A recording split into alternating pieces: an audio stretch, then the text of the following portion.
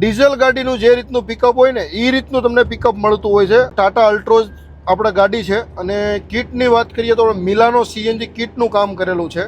Red light એટલે રિઝર્વની light છે અને ગ્રીન લાઇટ એટલે સીએનજીમાં ચાલુ છે. હવે આપણે ટેસ્ટિંગ કરીશું. ટેસ્ટિંગ સીધું જ આપણે સેકન્ડ ગિયરથી કરીશું. ગાડી ઊભી છે, 0ની સ્પીડ છે. આપણે સેકન્ડ ગિયરની અંદર આપણે પ્રોપર ગાડી ઉપાડશું વિધાઉટ એક્સેલેટર. આપણે એક્સેલેટર નથી આપ્યું. સેકન્ડ ગિયરની અંદર ગાડી 20ની સ્પીડ થઈ ગઈ વિધાઉટ એક્સેલેટર. હવે આપણે એક્સેલેટર આપશું. તમે ગાડી જે ઉપડે ને તમને ખ્યાલ પણ ન હોય ગાડી ગેસમાં ચાલે કે પેટ્રોલમાં ચાલે. ડીઝલ ગાડીનું જે રીતનું પિકઅપ હોય ને એ રીતનું તમને પિકઅપ મળતું હોય છે. જે આપણે પિકઅપ માટેની વાત કરીએ તો આપણે જે એડવાન્સર લગાવતા હોઈએ છીએ, હાઈ બૂસ્ટ એડવાન્સર આપણે લગાવતા હોઈએ છીએ.